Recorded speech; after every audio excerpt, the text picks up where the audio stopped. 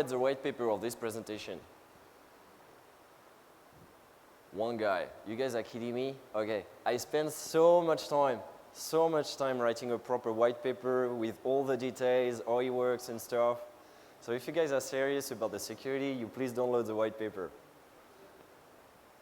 I mean, the white paper is really cool. Let me show you the white paper.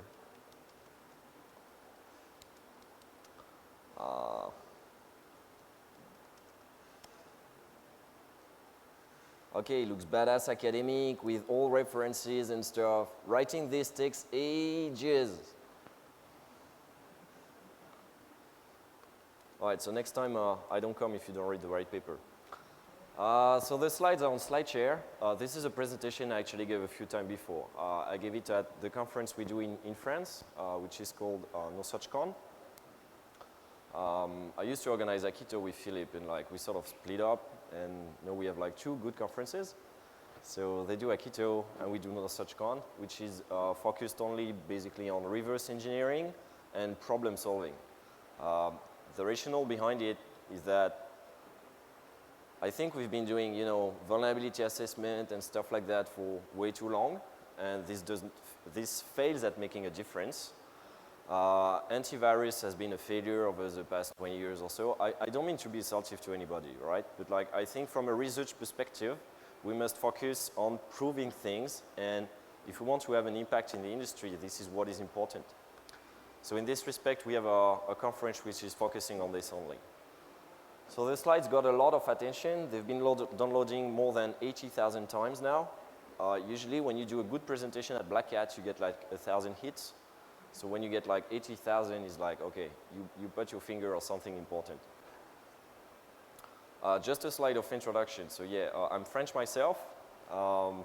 Like we said, I have a pretty strong tie with India.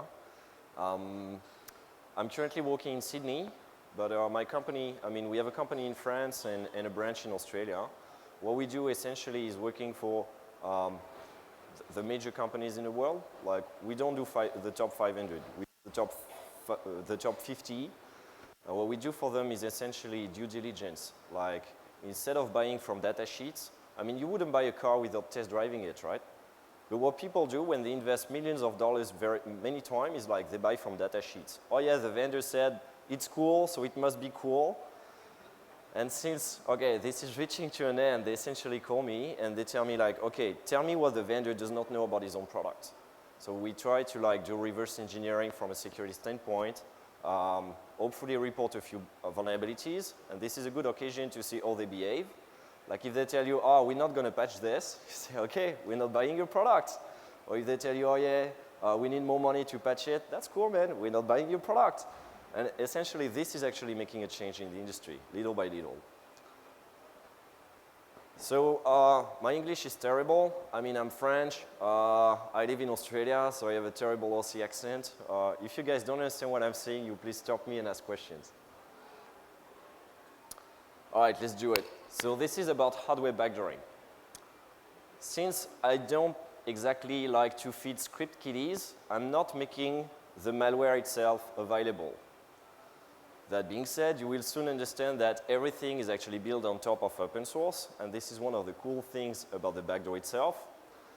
So if you're a researcher and you want to look at how it's built and would like to replicate or look for mitigations against this type of attacks, it should not be very hard for you to actually replicate the work I did. I'm telling everybody I spent a lot of time on this. It's a lie. I spent like 3 weekends.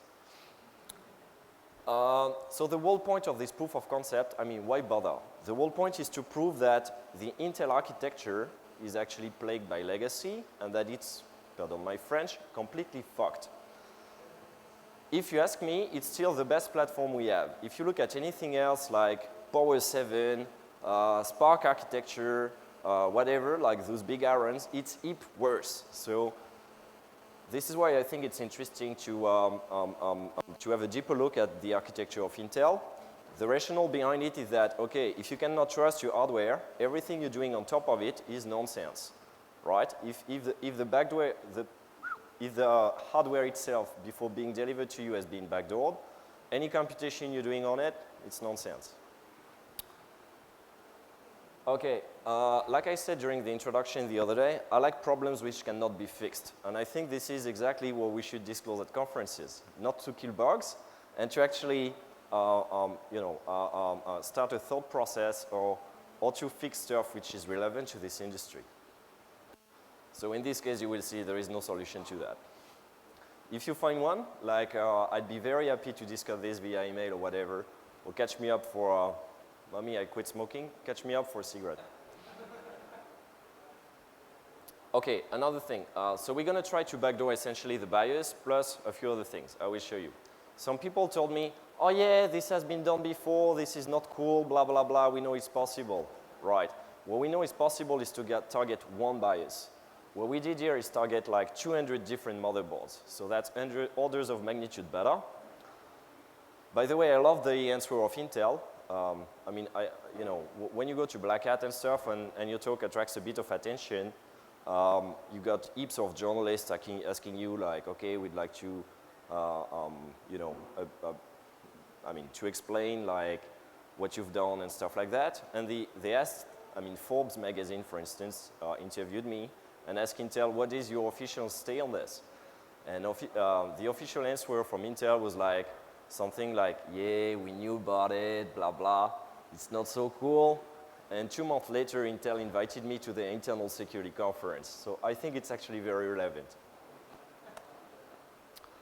So in terms of agenda, okay, I don't usually write backdoors. And if I write one, I want it to be super badass. I want it to be nation-state quality level, right? I want something, the ultimate backdoor. So we will see what are the specification of a state-level backdoor. I introduce you a bit of the Coreboot and the Intel architecture. Then we will see a bit of previous work, like the state of the art of rootkitting and ROM-kitting. Who's familiar with bootkitting, for instance? 1 person, 2, okay. So we'll spend a bit of time on this. Then I will introduce you the tool I wrote, which is called, interestingly, Rakshasa. So it's definitely, the tie to India is obvious, and it's an homage to India. I will show you how I designed the backdoor, and then we will talk a bit of supposedly mitigation that do not work, like full disk encryption and TPM. Any questions so far? Too easy? Let's do it. So I just did the introduction, blah, blah. Okay, a bit of FUD. So in case you've been hibernating over the past few years, what pretty much everybody, what the Americans are trying to lead you to believe is that China is the only evil on the internet and they're trying to take over the internet. It's less simple than that. From my understanding, it's like NSA has been doing that for a very, very long time. Right? China is trying to catch up, and there are a few countries who do what they can, like namely Russia, France, and India is not far behind. Anyway, so the Americans have a nice way to do it. They hire private companies to write documents for the governments, in this case the Senate, and this becomes the universal truth for everybody. So there was this report, which was identifying specifically the fact that, when you buy a computer today, no matter what, it's built in China.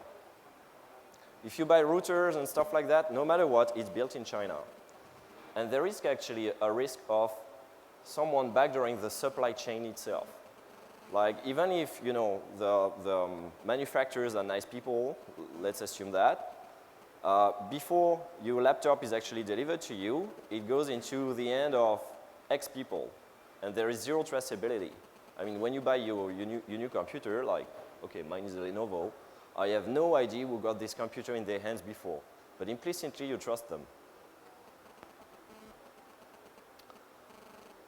So yeah, in case you've never seen the internet recently, like let's say, who has read the Mendiant propaganda last week? It's like, it's all the Chinese blah, blah, blah, okay? It's pretty alarming, the number of FUD and stuff we get around China. I'm not saying that Chinese people are nice, right? I'm saying they're catching up. In France, it's even, I mean, one of the core problems is that everybody lost their capability to build their own infrastructure. So even in France, we used to have Alcatel, who was a big player, and then it got associated with Lucent, which is Bell Labs in the US, and we're not even building routers anymore. They're still built in China. So we discovered that, you know, it's a bit of a problem. I mean, the government realized that our core routers were all UI, and after or ZTE, and after the talk of FX at DEF CON, people were like, oh my God, maybe we should do something about it. In my opinion, like buying Alcatel is really cool because we get the backdoor of the NSA instead of the backdoor of the Chinese, but whatever. Okay, enough bullshit. Let's do a bit of technical stuff instead. I'm going to introduce you the problem. This is called the problem. We can't hear you. Can you put the mic closer? You guys can hear me?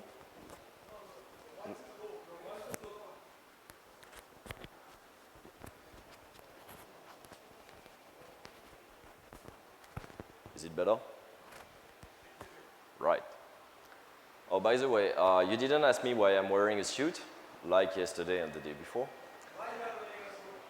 So the idea is that, you know, I think it's fairly easy and everybody can wear a tie, but not everybody can do reverse engineering. My father used to tell me two things when I was a kid. The first one is like, if you want to distinguish yourself, try to do it the positive way. So like instead of wearing shorts and stuff, wear a suit. The other one he used to tell me is, when you don't know, shut the fuck up. Sorry for my French. I tell that to my managers pretty often. Back to the problem. So this is the Intel architecture. So if we go to, from the bottom to the top, peripherals go faster and faster. Back in the days, you only had like keyboard, mouse, and floppy. This is connected to the Super I/O. Essentially, this is super slow. When you go to the north bridge, to the south bridge, you have like most peripherals you might be familiar with. Typically, your PCI devices, your Ethernet card, most peripherals really. And when you go to the, closer to the CPU, so to the north bridge layer, you have much faster peripherals, like your video, and typically PCI Express, like, you know, if you have like gigabit Ethernet, for instance, is going to be much faster, so it's going to be connected to the north bridge. Nowadays, they are like crosses, like they sort of fusion the north bridge with the CPU for performance reason. So why is this super bad and fucked? There are two reasons. You might have noticed TPM over there, which is fairly low in the food chain, where it's supposed to be like the security device. Who knows what's a TPM chip? Yep, what is it? Yeah, but what does it do? It has a hardware key, the hardware itself, which can never change. So essentially, it's a cryptographic coprocessor. All you said is true. It can hold, I mean, it does hold RSA cryptographic key, well, that you can use for RSA signing at least. Do you guys know where the TPM core root of trust is assembled? This came up on Twitter last week. It comes from China, baby. The core root of trust is Chinese. The other problem is that at every layer, one component can control the other components. So like your CD-ROM drive, which would be typically on the south bridge, can control your network card, which is completely counterintuitive, and it's, I mean, from a security standpoint, it's definitely not what you want. But this is legacy from the 80s, right? This design has not changed since the first IBM computer, which was designed around like, 1980. Sounds good, eh? Okay, just a bit of what has been done before in this field, so you can have an idea of why this might be innovative. So the first viruses, you'd like that. The first one was apparently made in Pakistan. It was called Brain. I mean, the first viruses were cool because they were super low level. People were doing like master boot record. and like they wanted early execution. I mean, back in the MS-DOS days anyway, we had like, it was single process, right? The operating system did not support proper multitasking. We had to cheat with like stain memory and stay resident routines, which was actually like super bad. Who has done assembly back in the MS-DOS days? One person. Okay, you might understand the talk. So for a while after in the late 90s and early 2000, so people started to connect to the internet, and from a malware perspective, there was a huge drop in quality. People started to spread like VBS script and stuff like that, which was very high level, but completely uninteresting from a system programming point of view. And back in 2007, people started to look back at EFI, which was before UEFI. It was the first standard, which is now deprecated. But anyway, so that guy from NGS managed to actually bootkit UEFI. I will explain you later what is a bootkit. Then in 2009, we got the guys from security. This work is amazing. There's a paper in Frac magazine also, and a presentation at Consequest. They basically took a BIOS, they patched it, they identified the routine for checksumming the integrity of the BIOS. They introduced their own routines, and they compensated the checksums. This is doing it the hard way. This is what I don't want to do, because there are so many platforms. I don't want to have to do that per platform. But this is pioneering work. In 2009, Peter Kleichner from Austria wrote a cool tool, which is called the Stone Bootkit, which is capable of bootkitting not only Windows, but also TrueCrypt. So it showed that essentially, we don't really care if the full disk is encrypted. In 2010, the Kumar and Kumar brother, who are from Hindustan, wrote vBootkit, which was the first bootkit for Windows 7. Piotr Bania, who's a complete alien, he lives in Poland. He actually helped me with this talk, with the bootkitting part. I will show you, but let's give him credit. He wrote the first bootkit to bootkit any Windows 32-bit or 64-bit. And currently, his bootkit also supports Windows 8 if you're not using UEFI. So my prediction is that one of the big topics for Black Hat this year is going to be bootkitting UEFI. Actually, it's going to be a big topic for NullCon if you come to my conference. And I can tell you already, we destroyed TPM. But you have to come to the conference to see that. And in 2012, Snare, who's a good friend from Australia, he's really cool, wrote a bootkit for UEFI, but for Mac only. All right, let's talk about Rakshasa. So if I make a backdoor, I want it to be persistent. Not only persistent across reboot, I want it to be persistent forever. Even if you change parts of the operating system, or like you remove the hard drive, you put another one, I still want you to be infected. If you remove some peripherals, like you remove your network card, you put another one, I still want you to be infected. I want that kind of persistent. I want it stealth, so I want zero code on the hard drive, period. So like attack surface for an antivirus, I mean, if you're from the perspective of a malware writer, antivirus is the attacker, right? And I want him to have zero attack surface. If possible, I'd like it to be portable, so operating system independent, whether you're using like Linux, any version of Windows, BSD, I want you to be on forever. Of course, I want remote access over the wire. I want, if possible, to push remote updates. Okay, if you do a backdoor which has to be state quality, there are essentially two clauses you have to respect. The first one is called plausible deniability. It's saying, oh, and every attack done by a government respects that. It's saying, no, it was not an attack, it was a mistake. And it has to lose plausible. That's actually very important, because if you discovered, you can still claim like, nah, this is a conspiracy theory. You guys are hallucinating, right? And the other one is called non-attribution. It's the fact of saying, nah, it wasn't me, it was China. So if possible, I'd like my backdoor to actually cross network perimeters.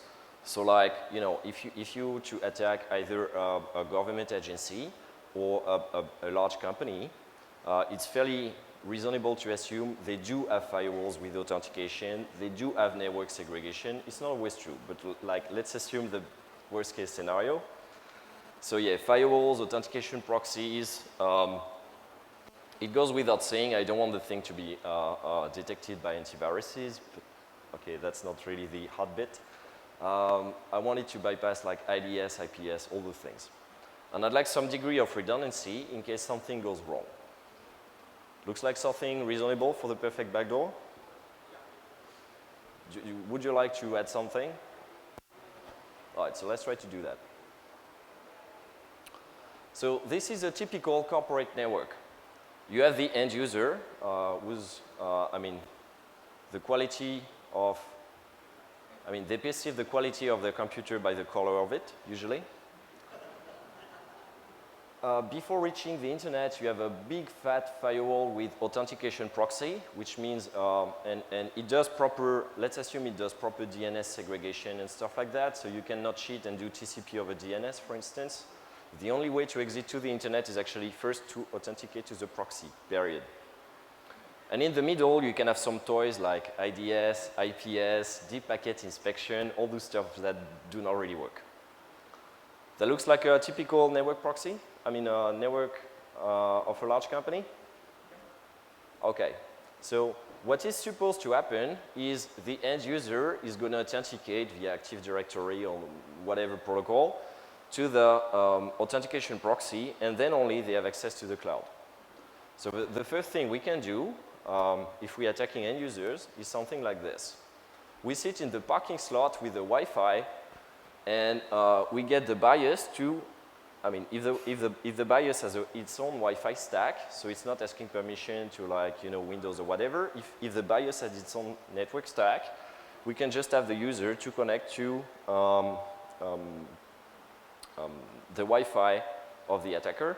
It doesn't have to be every day or whatever, right? It's like at boot time, once in a while, if I own you that way, it's good enough. So if you do that, you essentially own, I mean, you bypass the design of modern corporations. So what to do all that stuff? I mean, it looks fairly complicated, right? If you have to write your own BIOS, it's going to take you a few decades, probably. I mean, the amount of reverse engineering using GTAG debugging and stuff like that is just insane.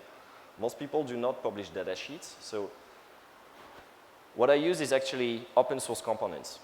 And we will see that this has nice side effects from an antivirus perspective. So the main software is called Coreboot. The rationale behind it is that a few years ago, I was talking at CCC, and I met the guys from Coreboot. So the idea of those guys, they're fanatics.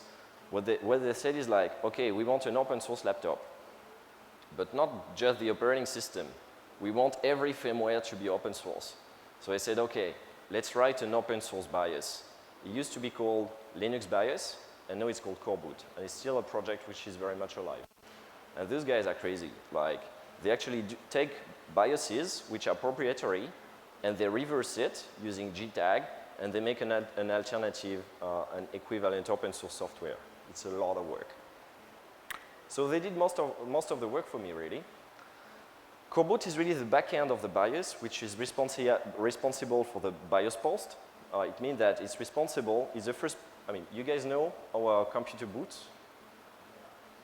So it first starts in legacy 16-bit real mode for compatibility reason. And the first thing the CPU does is transfer the control to the BIOS. So from a malware perspective, if you're the BIOS, you execute before anything else, right? So Coreboot is responsible only for this, the BIOS post, like discovering what are your peripherals, discovering your RAM, your hard drive, and stuff like that. Then CBIOS is the front end of the BIOS. It's a thing which is, if you know system programming a bit before UEFI, all we've been using is an interrupt vector table in the first page of RAM, right? So CBIOS is responsible for setting this interrupt vector table and actually mapping every entry in the interrupt vector table to some routines who actually talk to the hardware. This is as low level as it gets in terms of system programming. I was asking about MS-DOS because back in the days we didn't have segregation, and you could, from MS-DOS, program the hardware directly, like call interruption 10 or interruption 16 to talk directly to the BIOS, interruption 13 to talk directly to the hard drive. And I mean, nowadays, once you have a proper kernel which has booted to a protected mode, to have multitasking and stuff, you don't have access to that layer anymore. You have to go through the kernel. I'm also using IPXE, which is an extension of PXE. Who knows what's PXE? Wow. Okay, so PXE is a network protocol to do remote booting. It's for diskless stations. Essentially, the idea behind it is like, okay, I have a computer without a hard drive. It boots from the network. So it works that way. You acquire an IP from the network of a DHCP, and the DHCP server also tells you where to get an image of your hard drive, of the system. And then everything happens in memory. So like, you download over TFTP the image of a hard drive, and you boot that stuff from RAM. It was designed by IBM and Intel like a few years ago. IPXE is much better. It can use like, it's an extension of that. You don't have to use TFTP. You can use FTP, but you can use also, it has the stacks built in for, so FTP, HTTP, HTTPS, and all of this can be fit into an expansion ROM, which you can flash on a network card. So if I take your network card, I flash it with IPXE, all those stacks are going to be built in. And I'm using a bunch of payloads, namely mostly Coreboot. And the cool stuff is that we're going to support 230 motherboards without writing them. Like, I'm not writing the PCI expansion ROM or the BIOS. This is the list of supported motherboards by Coreboot. So imagine the job done by the guys of core security. It's one line. You understand why it's slightly better? Any questions so far? Okay, it's going to become clearer and easier. So what we're going to do is, okay, Coreboot is very modular. The idea is that inside your BIOS ROM, you have actually plenty of space. And you can put other PCI expansion ROMs to control PCI devices, like either your CD-ROM card, your network card, or whatever PCI related software, straight into the BIOS. So what I'm going to do is take the IPXE thing and put it inside the BIOS and flash your BIOS with my malware. For redundancy, we can flash not only the BIOS, the main BIOS, but any other PCI firmware we want. Typically your network card, it's a good target. But I could flash also with the same firmware your CD-ROM, because the CD-ROM is at the same layer on the south bridge, and it can control your network card. And this gives me a bit of redundancy. So since I'm evil, I'm not going to put anything malicious on the hardware, so that if you send it for forensic analysis, there is nothing on it. Everything which is malicious, the bootkit, I will explain you in an instant what a bootkit is, it's fetched over the network every time. So it works in a CNC model thing, right? I can have my botnet at BIOS layer. And if I'm not happy or I think that you guys discovered my attack, I just shut down the CNC, you don't get the hostile code at all. And okay, if you boot over Wi-Fi or WiMAX, because IPXE has a Wi-Fi and a WiMAX stack, which we can put directly into your BIOS. I mean, this is sick. It's your BIOS speaks Wi-Fi, your BIOS is going to speak WiMAX, and your BIOS is going to speak all the upper layer protocols up to SSL. Okay? So I can do HTTPS from the BIOS. Yeah, that's sexy, baby. And we'll see that this gives you the opportunity even to reflash the BIOS remotely or the network card remotely if you want. So we work that way. We have Coreboot, which is the backend of the BIOS. On top of it, we have CBIOS, which initializes the interrupt vector table. And on top of it, we have a bunch of PCI firmwares. Typically, the main driver is going to be IPXE to have all those network stacks. So this is not malicious, right? It's legitimate software, and people use it not only for backdooring. So from an antivirus perspective, you cannot tell me that you're going to blacklist this. There is nothing to find. And it's the only stuff I'm putting on your box. And whenever you boot, I'm going to fetch the bootkit over HTTPS. Possibly, IPXE supports client-side certificates, which means what? If you have an IPS, you're not seeing anything. Even if you MITMing SSL, worst case scenario is going to fail, but you won't get my magic bootkit. Any questions so far? Okay, I must explain you what a bootkit is, because maybe it's not too clear to everybody. So the idea of a bootkit, it was initially a piece of software you would boot on. Instead of booting from the first hard drive, you would boot from an alternate media, either a CD-ROM, a floppy, or a USB pen drive. This stuff would initialize some memory, I'm going to explain better, and then transfer execution to the hard drive, the main hard drive. And when your operating system is unpacked in memory, right, the bootkit is going to actually patch the kernel in memory. Okay, that was the version for kiddies. Now let's go for the real version. Okay, a bootkit is this. It's a piece of software which hijacks interruption 13 in the interrupt vector table. Interruption 13 is the only way to interact with hard drives at all. After BIOS post in the BIOS, what happened is that, so during BIOS post, the BIOS finds your RAM, finds your first hard drive, the first bootable hard drive. The first sector, which is 512 bytes of the first hard drive, is called the master boot record. When it has done all of this, the BIOS is supposed to give execution to the master boot record. To do that, it executes interruption 19. What interruption 19 does is load the master boot record from the first disk to a given page in memory, which is standard. It's 0. I mean, segment register is going to be 0, and the offset is 7C00. Okay? So it takes this, it takes the master boot record in memory, it puts it in RAM, and it jumps to the entry point of the master boot record. The only role of the master boot record is to make sure that we can take the kernel from memory, unpack it live in memory, and jump to the entry point of the kernel. And then the first thing the kernel does is switching to protected mode. Okay? That was too easy? Okay, so the bootkit hijacks interruption 13.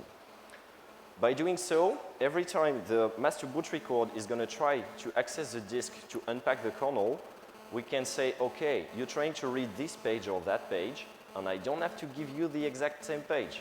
I can proxy it and I can patch the unpacking thing in memory. The idea being, so there are two kinds of bootkits. The simpler kind of bootkit, which I've been using here, has no payload. What it does is it patches the authentication routine of Windows in kernel land so that you can authenticate using any user and using any password. Okay? It just patches the authentication routine. More evolved bootkits, like Stone, they do something much better, or TDSS, if you've seen that thing, which infected shitload of company last year. What they do is load a signed kernel module in memory, sorry, an unsigned kernel module in memory. You must know that starting with Windows 7, 64-bit, every kernel driver is supposed to be signed. So if I can, before anything, load an unsigned kernel module in memory, I win. I can execute in userland whatever I want as system. I can kill any process I want. I don't have to let the antivirus start. It's game over. Okay? So that's what a bootkit does. Features. Woohoo! Let's go for the hard bit. That was the easy part so far. We're going to try to remove the NX bit. Who knows what the NX bit?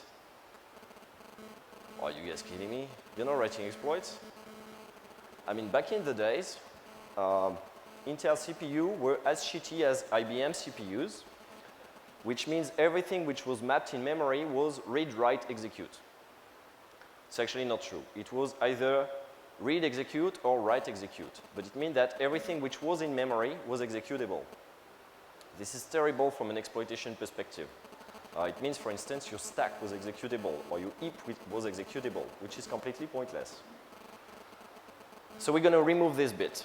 So everything is going to be executable again, meaning that next time that web devel reports a bug which is supposed to be non-exploitable, well, in your scenario, it's actually going to be exploitable, baby. We're going to flip one bit in ring 0 so that every page in ring 0 becomes writable again. We can remove CPU. Okay, you guys know how Intel is patching CPUs when they have bugs? They're not asking all the CPUs back. They push microcodes on it. And this is done typically at BIOS level. Since I'm the BIOS, I don't have to push any microcode. So we're going to remove that. If you're familiar with SMM, am I running late? Okay, I'm going to take a bit of, is there a talk right now? Maybe? Okay, so I'm going to speed up. We're going to remove any SMM-related protection, which means we're going to know at least one way to elevate privileges locally in a deterministic way, and you cannot do anything about it. It's by switching the CPU mode to system management mode, which gives you a way to execute stuff in ring -1. We're going to disable ASLR, possibly for any operating system. We're going to remotely boot a bootkit. And if you have all of this, your security is back in the 80s or something like this. 5 minutes? Right. I'm going to be a bit late. So how do you remove NX? NX is a model-specific register. If you look at the AMD manual, it's actually bit 11 in a given register. So the idea is like we just need to flip it. Long story short, we use the CPU ID assembly instruction to verify if NX is actually supported. If it's supported, we actually read the model-specific register, flip 1 byte, write the model-specific register back. NX is gone, period. So control register 0 as a given bit, which controls write protection in ring 0. It means for the kernel. So same thing, you flip 1 bit. You don't even need like model-specific registers or whatever. You just read CR0 into EAX, saying you're in 32-bit. You mask it, you write it back, period. You can write to any page in the kernel. For microcodes, it's fairly easy. There is a directory in Coreboot which contains all the microcode. We just remove it. SMM, okay, that's a whole story by itself. Look at the work from Loïc Duflo at Consequest. Actually, Coreboot does not support SMM protections, so I had nothing to do. Disable ASLR, this is tough. Essentially, if you have full ASLR, it has to be done in kernel land. I'm not entering into the details, but like if you identify where the seed for randomization is in kernel land, and the Kumar and Kumar guys who are Indian found it for Windows 7, you just patch that with 41, 41, 41, 41, and every mapping is going to be repeatable forever. So if you do all of that, your overall security goes back to about the layer of 1997. And you cannot know anything about it, and you don't even see any artifact of it. And even if you switch, like you remove the operating system and you put Windows 8 or whatever, like it's pointless. It has been done before. Okay, so in terms of stealthiness, I think it's pretty obvious that, okay, we're using legitimate code, so from an attack's perspective as an antivirus, there's 0 attack surface, because there's no style code, unless you start flagging Coreboot or IPXC, which are legitimate software, as evil. There is nothing on the hard drive anyway, so like, I mean, most people, I do a bit of forensic analysis with my company. Usually what people do is send us a hard drive. There's nothing on the hard drive in this case. And even from a network perspective, if you do it over Wi-Fi or WiMAX, Like, okay, I don't know any IPS, which is capable, if I am the base station, to actually man in the middle of the traffic or anything. And cool stuff, we can use, if we want, the CMOS, because Coreboot has its own CMOS emulation, which is, CMOS is an NVRAM. Normally it's used for configuration of your BIOS. Since Coreboot has its own emulation, we can use the real CMOS chip to store, for instance, cryptographic key. Portability, I didn't have to do anything. Like I explained to you, 230 motherboards are supported by Coreboot, so we can actually flash Rakshasa on 230 different motherboards. You need to rebuild it for every target though. You cannot have one build which is going to work for every computer. In terms of modularity, you can put all those bits, like the PCI expansion ROM, the bootkit if you want, and any other software straight into the BIOS, because Coreboot allows that. But I think it's better to fetch it over the network for updates and modularity. Demo, evil kernel, evil remote kernel on edge of death.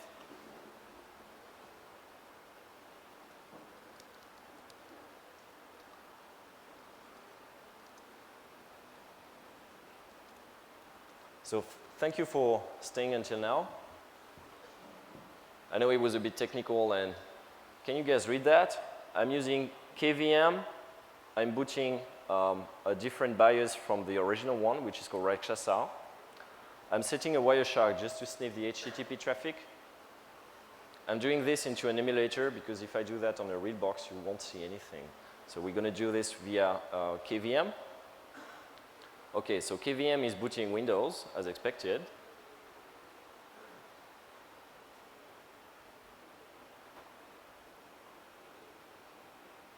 And like I told you, for bootkitting, you don't have to know the password. At this time, you can type any password you want. I just typed enter. Let's see what happened at network layer. So there were actually two HTTP connections to the CNC. The first one, okay, it's sending a bunch of parameters back to the CNC, like your IP address, your net mask, what is first DNS given by DHCP. Then the first file downloaded is actually another IPXE configuration. You could download the bootkit straight away, but it's better to do pivoting like that because I can change this file. And this file tells the BIOS where to find a kernel image and a disk-based image, okay? Which is in this case, the init.trd is really my bootkit. So you can see here that it was memdisk, which was the kernel downloaded. And what I use as init.trd is actually my modified version of Coreboot, which is just modified thanks to Piotr Bania to be entirely silent. Normally you have like fancy designs and stuff, but for malware I don't really want that. Okay, so as you saw, like it booted in 1 second. There's no noticeable delay or whatever, but it actually booted over the internet a kernel, a bootkit, patched the kernel in memory, and allowed me to authenticate without using a password. Yeah, right, I cannot afford a Windows license. If we look at the version of Windows, this is actually a Windows 7 64-bit. And the latest version of Coreboot even supports Windows 8 if you don't have UEFI. And if you have UEFI, come to NullCon. We'll explain you how to destroy TPM. This is cooler than XSS or what? Okay, Windows 7 Ultimate, Service Pack 1, 64-bit. Internet amaraye. Okay, let's look at what happened on the server side. If I looked at the server logs, so obviously I have all the information which was sent, like IP address, domain name and stuff like that, which allows me to specifically know who I'm targeting. You can even add like a different ID for every victim if you want. Now, nice feature. Okay, you did not see that because it was too fast, but the IPXE configuration actually told them to exploit a web service on the way. Yeah, I know how to do web service exploitation too. In this case, so it's this IP address, don't look at it. And it allowed me to send an email from the BIOS to the owner of the BIOS botnet. It's sending me information just like netmask, gateway, and DNS. I'll just be 2 more minutes. That was cool or what? Thank you. So in terms of modularity of IPXE, you can put the IPXE configuration file on the BIOS, but it's better to fetch it over time from HTTPS because you can change the parameters. You can tell the BIOS, okay, you try to acquire an IP address over DHCP. If it fails, I'm going to give you this network parameter. So try to assume that 1.9.168.0.1, for instance, is a gateway, and take IP address, blah, blah, blah, all 3. We can send back information to the CNC. We can even authenticate using admin credentials over HTTP auth. It supports basic auth. So like if you're a home user, I can try to reconfigure your home router from the BIOS. This is all to send back an email to the owner of the botnet. We can do router farming, like change the password on your DSL router if you have one. And change bootloader. This is the stuff I explained, like, yeah, we're going to fetch another configuration file instead of hard coding it. More demos. Okay, so people told me there's a big problem with your stuff. Like the graphics don't look like a legitimate BIOS. So let me show you what other people did in terms of designing something. This is booted straight from the BIOS. Oh, you're not seeing anything. Okay.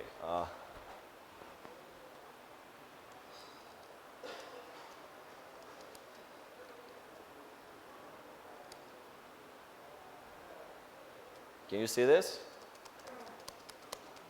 I'm playing Invaders. Okay, it doesn't see. Okay, long story short, you can do any design you want. It's just because I'm lazy and I don't want to spend time on this. So Apache log, we get mails back from the BIOS. You can do same thing, SMS back from the BIOS if you want. Let me show you quickly how to create a botnet nobody can shut down. So it's fairly common to have like rotative IP addresses. I know, man. To have an algorithm to pick up where the CNC is and have several CNCs. What I suggest to do, if you just want to be the command and control once in a while, you take all the IPs of the internet and you rotate, you try to boot out of that. The risk is that obviously agencies could hijack your botnet easily, right? Because like if they own your CNC, they can shut it down. So to avoid that, you just use asymmetric cryptography with client-side certificates, and they cannot even perform the initial SSL connection, and they cannot take your botnet down. Okay, why crypto won't save you? Okay, so the idea is that even if you're using TPM and stuff, when you buy your computer, the disk is not encrypted. If the disk is encrypted, you have another problem because it's encrypted with a password you don't know, right? So even if you're using like TPM and Windows 7 or Windows 8 and full disk encryption, not to mention that full disk encryption has been bootkitted already, when people give you your laptop, nothing is encrypted and the TPM is not sealed. If you want to see, yeah, there again, I don't want to spoil it, but like if you want to see how to actually destroy TPM, come to AutoCAD, NullCon. Antivirus. So the only bit, to me, using an antivirus on a server is like putting lipstick on your server. So the only bit which was actually malicious was the bootkit. I used a 3-year-old bootkit, slightly recrafted to remove the designs. Okay, you take a 3-year-old bootkit, you upload it to VirusTotal, we get a detection ratio of 2/33. you use a simple packer which is called LZMA. It's the most standard you can have. It's used by default by the Linux kernel nowadays and every PCI expansion ROM. And the ratio drops to 0. Antivirus for the win. Okay, we don't have time for that. You'll read the slides. When you buy a network card from eBay, the firmware could be infected with Rakshasa, so don't do that. Backdooring the data center. You can actually, in VMware, you can specify which BIOS you want to boot from. So if your servers are virtualized, you have actually no way, as a guest, to know which BIOS is actually booted. And it's actually entirely possible for the person in the data center to specify in the configuration file Rakshasa as the default BIOS, which means every guest is going to boot Rakshasa silently. Remediation. Okay, if you get an intrusion, you have no way to know that people did not push that into your servers. So you take your server and you dump it. You'd never use a compromised server again. If you really want to do it, okay, the right way to do it is before you install anything on your computer, your laptop or your servers, you take an image of every firmware, you measure it using you know, MD5, SHA-1, whatever, and you cannot do that while the computer is booted, because if you do that, you implicitly trust your hardware already. So you have to do it using FPGA and actually extract the firmware from every peripheral. And once you got an intrusion or when you want to verify integrity, you do the same thing again and verify the checksums. Who does that? Nobody. It's too costly. So I really reckon, like, if you get an intrusion, like, you cannot trust your hardware again.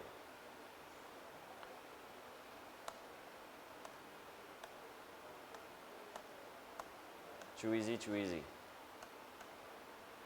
We can boot from a SAN. All right, you check the slides. It doesn't matter. Any questions? If you don't ask questions, I'm not coming back next year. Okay, thank you for your time.